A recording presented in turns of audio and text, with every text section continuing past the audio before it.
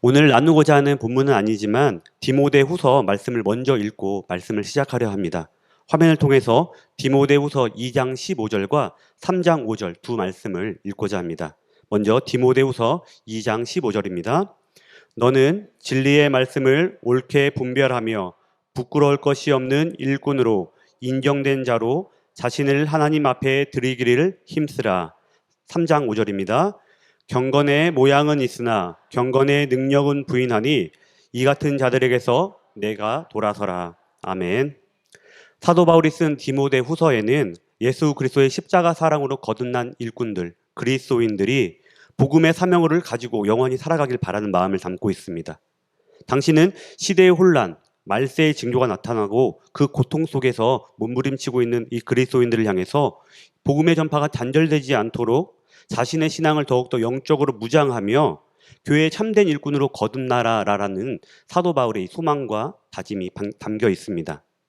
사도 바울의 이 권면에 우리는 우리 자신을 비추어 보아야 합니다. 우리는 그리스도인답게 복음의 진리의 앞에서 올바르게 살아가고 있는가? 복음의 일꾼답게 교회 안팎에서 그리스도인답게 살아가고 있는가를 분명히 자신을 점검해 보아야 합니다. 바라기는 복음을 듣고 사명은 받았으나 복음과 사명 밖에서 경건의 모양은 있으나 경건의 능력은 없는, 기도의 능력은 알고 있으나 기도의 응답과는 점점 거리가 멀어지는 것이 아니라 다시 한 번 더 주님의 사랑을 붙잡고 주님께서 주시는 사명과 그 복음을 우리 삶 가운데 이웃을 향해 공동체 안에 흘려 넘치는 우리 모두가 되기를 소망합니다. 이러한 소망으로 역대하 1장 솔로몬에 대한 이야기를 나누려 합니다. 여러분, 솔로몬 왕 하면 가장 먼저 어떤 것이 떠오르십니까? 지혜, 역시 지혜입니다. 실제로 2002년부터 2008년까지 솔로몬의 선택이라는 TV 프로그램이 있었습니다. 그리고 지금도 법제처라는 기관 사이트에 가면 법을 조금 더 이해하기 쉽게 만들어 놓은 사이트가 있는데 그것의 이름도 역시 솔로몬의 선택입니다. 이처럼 종교에 관계없이 솔로몬을 지혜의 왕으로 부르게 된 가장 대표적인 이유는 열왕기상 3장의 그 이야기 때문이죠. 두 여자가 살아있는 한 아이를 데려와서 서로가 각자 내가 이 살아있는 아이의 엄마다, 어머니다 라고 주장을 하자 이것을 판결해달라고 요청을 합니다. 솔로몬은 이에 그 아이를 반으로 나누어서 각각 주라라는 판결을 하고 진짜 어머니를 찾아내게 됩니다. 그래서 솔로몬은 이때부터 지혜의 왕이라는 별칭을 얻게 되죠. 솔로몬 왕에 대해서 조금 더 잘 알아보고자 성경에 기록된 솔로몬 왕의 그 생애와 관련된 단어를 왕관의 이미지로 한번 만들어 보았습니다. 화면을 한번 보여드릴 텐데 이 수많은 단어들 중에서 여러분 너무 작아서 죄송합니다. 예. 이 많은 단어 중에서 어떤 단어가 가장 눈에 띄십니까? 다윗의 아들. 네. 또 어떤 게 또 눈에 띄십니까? 네. 여러분 혹시 여호와께서 함께하사라는 단어를 찾으셨습니까? 네. 우리나라 조선시대에는 태조부터 순종까지 27명의 왕이 있었습니다. 그리고 그 왕에 대한 이름은 왕이 살아있을 때가 아니라 죽은 뒤 그 신의를 모실 때 그 왕의 업적에 따라 조, 종, 군이라고 칭했습니다. 순수하게 그 왕의 업적에 따라서 이름을 나타낸 것이죠. 그럼 이스라엘 구약시대의 왕을 평가하는 기준은 무엇이었을까요? 우리가 잘 알고 있듯이 이스라엘 왕에 대한 평가는 그 왕이 영토를 얼마나 넓혔는가, 군사를 얼마나 많이 가지고 있었는가, 백성들이 얼마나 수가 늘어났는가, 수치와 숫자로 기준을 삼은 것이 아니라 철저하게 이 땅의 왕 대신 하나님의 시선으로만 판단하고 평가되었습니다. 그래서 이스라엘 왕에 대한 평가는 열왕기나 역대기의 말씀을 보면 여호와께서 보시기에 악을 행했더라, 여호와께서 보시기에 정직하게 행했더라 라는 그 말을 통해서 이 왕이 하나님의 뜻에 순종하는 사람이었는가, 아니면 하나님의 뜻에 순종하지 않는 악한 사람이었는가, 왕이었는가 라고 판단하고 평가되었습니다. 그럼 하나님께서 보시기에 오늘 본문의 주인공인 이 솔로몬 왕은 어떠했을까요? 하나님의 시선으로 평가된 솔로몬 왕에 대한 이 평가 기록인 1장 1절을 다시 한 번 더 읽겠습니다. 본문 1장 1절입니다. 다윗의 아들 솔로몬의 왕위가 견고하여 가며 그의 하나님 여호와께서 그와 함께 하사 심히 창대하게 하시니라. 아버지 다윗의 뒤를 이어 이스라엘의 세 번째 왕으로 된 솔로몬은 집권 초기부터 자신의 왕권을 강화하기 위해서 정치적, 군사적으로 많은 활동을 했습니다. 그리고 그 기반을 갖추게 됩니다. 그런데 성경은 솔로몬이 스스로 자신의 왕권을 강화하기 위해서 했던 행동보다 하나님께서 함께 하심을 더 중요하게 여겼습니다. 그래서 1절에 보면 하나님께서 동행해 주신 결과로 솔로몬은 심히 창대하게 되었다라고 말합니다. 이 말을 다시 말하면 사람들이 솔로몬의 이름을 높이며 왕으로서 인정받게 되었다라는 뜻입니다. 그 이유는 하나님께서 동행하셨기 때문에. 그러면 하나님께서는 왜 솔로몬 왕과 동행을 하셨을까요? 솔로몬의 어떤 모습을 보시고 그와 동행하시며 그를 심히 창대하게 하신 것일까요? 이 질문에 대한 답을 찾기 위해 질문을 조금 바꾸어 보겠습니다. 솔로몬은 왜 하나님과의 동행을 중요하게 여겼을까요? 솔로몬이 지혜의 왕이라서 하나님을 믿는 사람에겐 너무나 당연한 것이기에 그래서 그랬던 것일까요? 솔로몬이 하나님과의 동행을 중요하게 여겼던 이유를 알기 위해서는 솔로몬이 왕이 될 당시의 상황을 살펴볼 필요가 있습니다. 여러분 혹시 솔로몬이 다윗의 몇 번째 아들인지 아십니까? 10번째 아들입니다. 다윗을 이어 이스라엘의 왕이 될 후계자 중에서 서열 10위가 바로 솔로몬이었습니다. 다윗의 첫아들 암몬과 셋째 아들 압살롬은 죽었고 성경에 기록이 없는 둘째 아들을 감안하더라도 솔로몬은 서열 7위에 불과합니다. 열왕기상 1장을 보면 후계자 서열 1위가 된 아도니아는 다윗 왕이 나이가 많아 기력이 쇠하자 스스로를 높여 내가 왕이 되리라 라고 선포합니다. 그리고 요압 장군과 제사장 아비아다를 포섭한 뒤 솔로몬과 몇 사람을 제외한 여러 왕자와 유다 신하들을 모아서 잔치를 열고 다방면으로 자신이 왕이 될 준비를 시작합니다. 힘과 영향력을 가진 사람들을 흡수하며 세력을 키우고 있는 서열 1위, 그리고 어머니 밧세바, 나단 선지자, 소수의 지지만을 받고 있는 이 솔로몬 서열 7위. 누가 봐도 서열 7위보다 1위가 더 유리한 싸움입니다.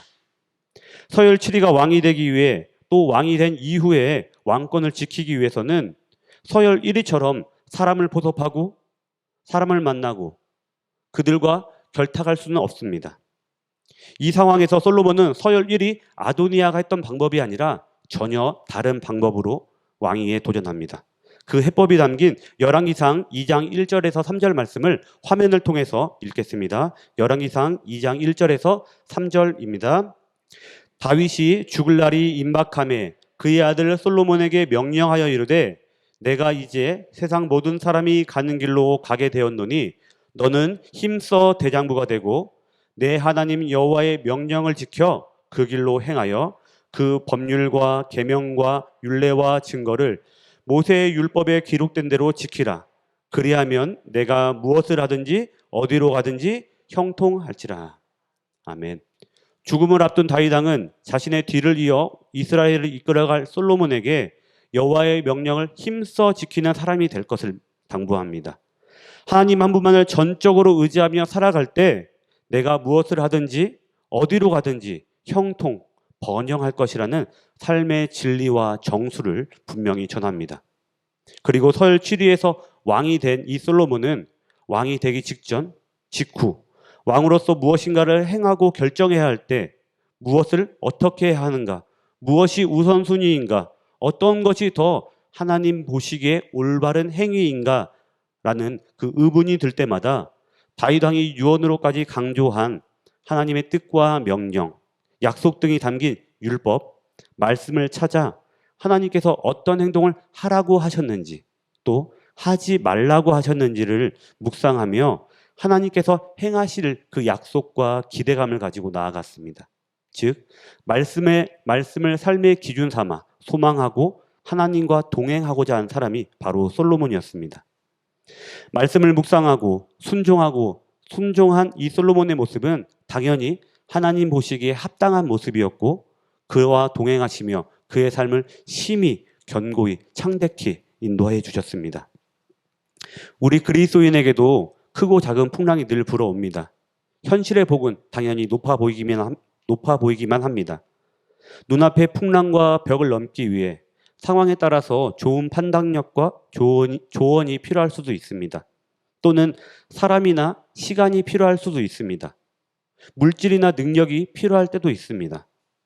나의 판단, 주변의 도움, 필요하고 중요하지만 이 땅 모든 것의 주인 되시는 하나님, 그 하나님의 뜻보다 더 중요할 수 있을까요?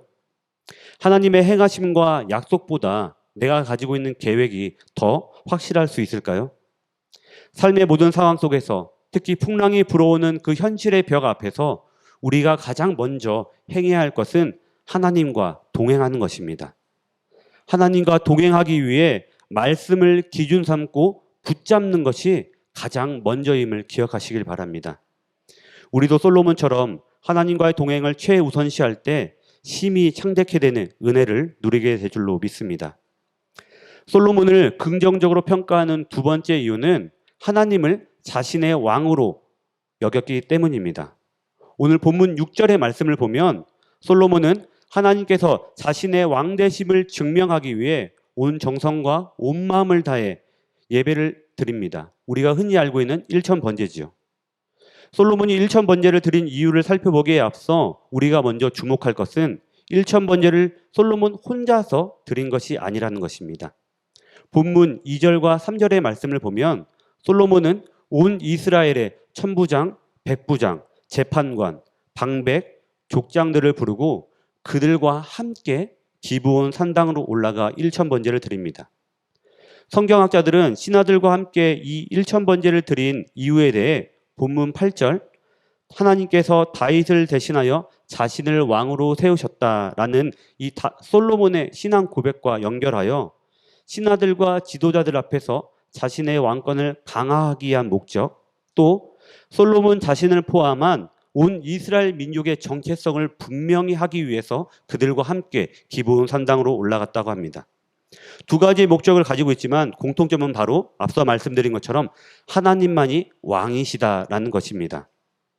하나님만 진정한 왕이시다라는 인정과 고백을 가진 솔로몬이 일천번제를 드린 구체적인 이유는 이스라엘의 왕으로 세워진 자신에게 혹시나 있을지 모르는 죄와 부족함이 있다면 그것을 용서받고자 한 것입니다. 동시에 왕권은 안정되고 백성들이 자신의 이름을 높여 부를 때 자신이 교만해지지 않도록 교만함을 억누르기 위해서 하나님만이 나의 왕되심을 선포하기 위해서 일천번제를 드리며 나아간 것이죠. 만약 하나님 한 분만을 진정한 왕으로 고백하지 않았다면 1000마리의 제물, 약 일주일 정도의 시간, 그리고 정성까지 아끼지 않고 일천번제를 드릴 수 있었을까요? 그리고 더불어 은혜를 주시겠다고 하신 하나님의 음성을 들을 수가 있었을까요? 이런 면에서 내가 먼저 하나님을 내 삶의 주인으로 모시고 있는 사람인가 아닌가라는 판단의 생각은 내가 예배를 얼마나 소중히 여기고 있는가, 집중하고 있는가라는 말로 바꿀 수 있을 것 같습니다. 성도 여러분, 우리 인생의 유일한 왕은 하나님 한 분이심을 믿으시길 바랍니다. 그리고 그 하나님을, 내 인생의 주인 되신 그 하나님을 예배로서 증명하시길 바랍니다. 하나님 한 분만을 왕으로 온전히 고백하고 온 마음과 정성 다해 예배 드릴 때 하나님께서는 우리를 찾아오실 것이고 사랑의 음성을 반드시 들려주실 것입니다. 솔로몬 왕이 하나님의 왕되심을 선포하며 일천번제를 드린 후 하나님께서는 내가 내게 무엇을 주랴라는 음성을 들려주십니다. 이에 솔로몬은 9절 말씀처럼 자신의 아버지 다윗에게 허락하신 것을 자신에게 견고하게 해달라라고 요청합니다. 즉 하나님의 백성을 올바르게 통치할 수 있는 지혜와 지식을 요청한 것이죠. 솔로몬의 이 요청에 하나님께서는 12절 솔로몬이 구한 지혜와 지식은 물론 부와 재물, 영광도 함께 허락하십니다. 우리가 그리스도인답게 예배자답게 하나님 한 분만을 진정한 왕으로 모시며 예배를 소중히 여길 때 일천번제를 드린 솔로몬을 찾아가신 하나님께서는 동일하게 우리의 삶에도 우리의 마음 가운데도 찾아오실 줄로 믿습니다. 솔로몬을 긍정적으로 보는 마지막 세 번째는 성전 건축입니다. 사실 솔로몬을 평가할 때 성전 건축은 양날의 검처럼 부정적인 면도 좀 가지고 있지만 오늘은 긍정적인 면만 살펴보고자 합니다. 성전 건축이 솔로몬 왕에게 긍정적으로 평가하는 단어가 된 이유는 다윗 왕도 하지 못한 일을 했기 때문이라고 하기보다 성전 건축이 자신을 포함한 이스라엘 민족, 하나님의 백성들에게 어떠한 의미를 갖고 있는지를 분명히 알았기 때문입니다. 그 의미는 당연히 하나님의 임재입니다. 물론 그 어떠한 건물도 시간과 공간을 만드셨으며 모든 것을 초월하시는 하나님을 감당할 수는 없지만 열왕기상 5장, 8장, 9장의 말씀을 살펴보면 솔로몬은 하나님의 이름과 영광을 위해서 이 예루살렘 성전을 지었다라고 고백합니다.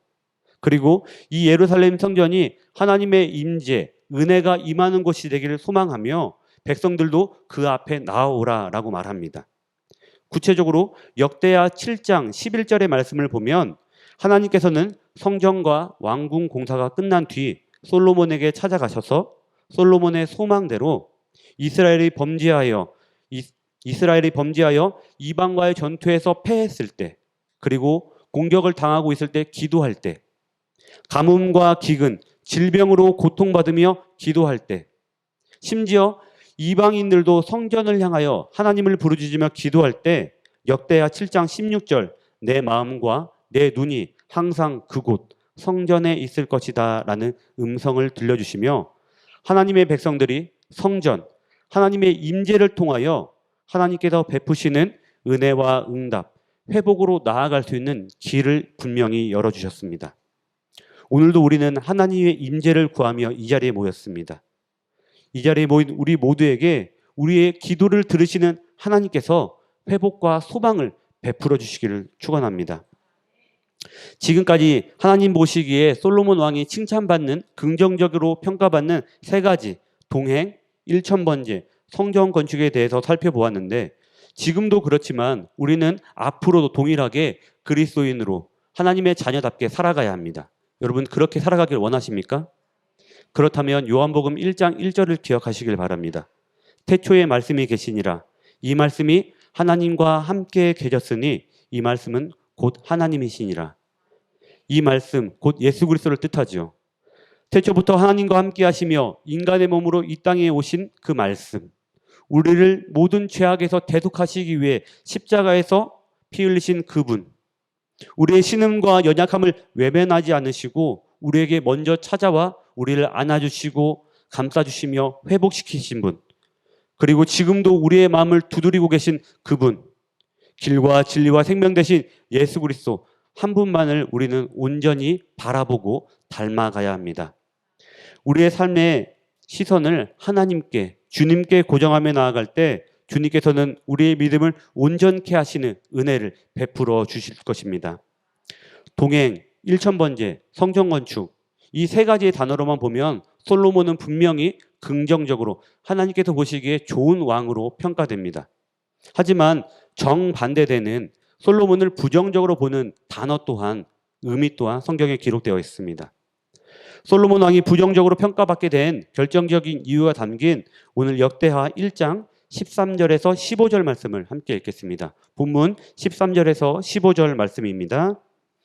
이에 솔로몬이 기브온 산당 회막 앞에서부터 예루살렘으로 돌아와서 이스라엘을 다스렸더라. 솔로몬이 병거와 마병을 모음에 병거가 1,400대요 마병이 12,000명이라. 병거성에도 두고 예루살렘 왕에게도 두었으며 왕이 예루살렘에서 은금을 돌같이 흔하게 하고 백향목을 평지에 뽕나무같이 많게 하였더라.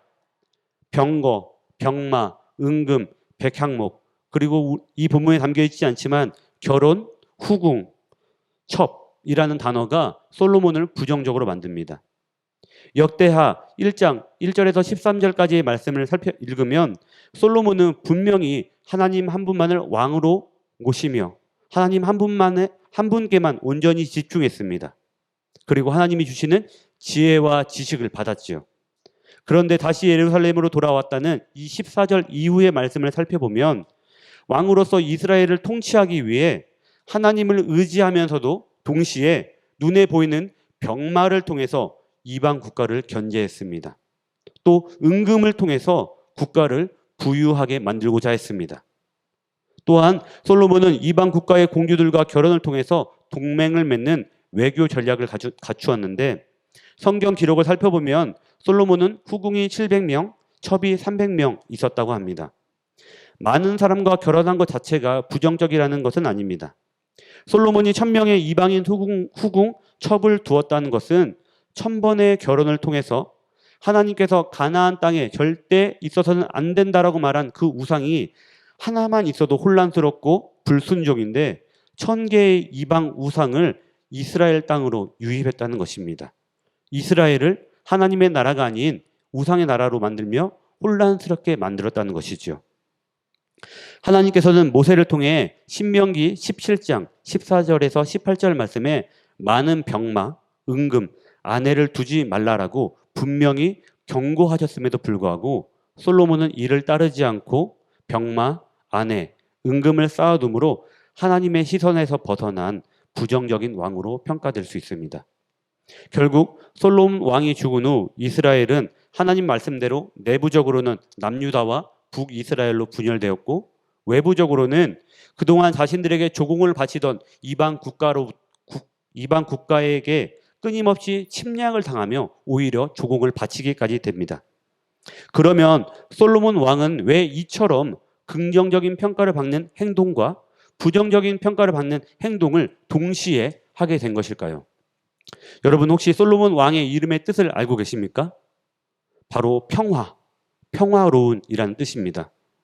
안타깝게도 솔로몬은 한 나라를 통치하는 왕의 입장에서 이스라엘을 평화롭게 통치하기 위해서 하나님도 필요했고 병마, 아내, 은금도 필요했다고 여겼습니다. 아브라함부터 다윗까지 조상이 받은 은혜를 알고 있고 서열 7위이던 자신이 이스라엘의 세 번째 왕이 된 과정에서 하나님의 행하심을 직접 체험했음에도 불구하고 솔로몬은 자신의 왕권을 지키기 위해서 양다리를 걸치고 있었던 것입니다. 여러분에게 질문을 해봅니다. 만약 여러분이 솔로몬이라면 솔로몬의 왕의 입장에서 나라를 통치하기 위해 왕권과 국민을 위해서 지금까지 언급한 6가지 중에서 무엇을 선택하시겠습니까? 솔로몬의 입장을 2022년을 살아가는 우리의 입장으로 바꿔보겠습니다. 우리는 지금도 열심히 무엇인가를 행하며 노력하고 있습니다. 그 또한 그것이 이루어지기를 소망하며 노력하고 기도 또한 합니다. 내 삶에 실제로 일어나기를 바라고 있습니다.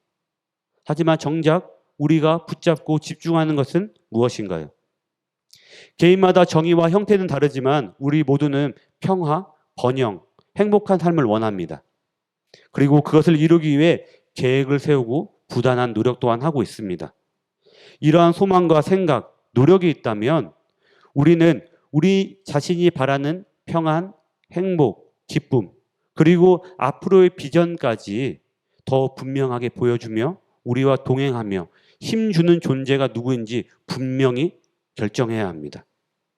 바라기는 평화, 번영과 행복을 소망하며 누리기 위해 행복한 삶을 향해 나아가는 우리의 모습이 솔로몬처럼 하나님도 필요하고 하나님이 멀리하라 하신 것도 필요하고 라며 동시에 붙잡는 모습이 아니길 바랍니다. 주님의 명령, 주님의 사랑, 그것에만 집중하시길 바랍니다. 물론 우리 앞에 풍랑이 불어오고 현실의 벽은 높을 것입니다.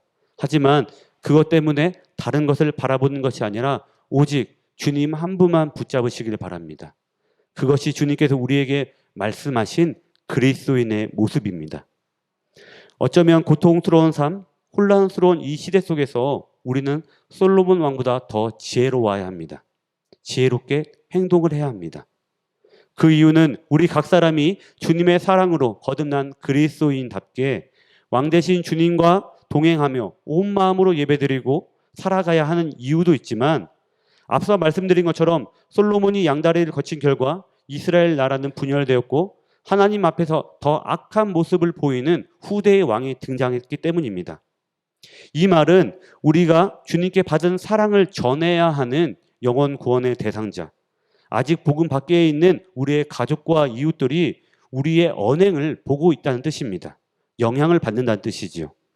하나님만 우리를 바라보는 것이 아니라 우리가 복음, 주님의 사랑을 받은 사람답게 살아가고 있는지 아닌지를 우리의 가족과 이웃 또한 바라보고 있다는 것입니다. 오늘 우리에게 주신 이 솔로몬의 선택, 역대하의 말씀을 통해 우리는 우리의 삶을 다시 한 번 더 재점검해 보아야 합니다. 주님 앞에서, 복음 앞에서, 우리의 가족과 이웃 앞에서 솔로몬보다 더 지혜롭게 생각하시고 행동하시길 바랍니다.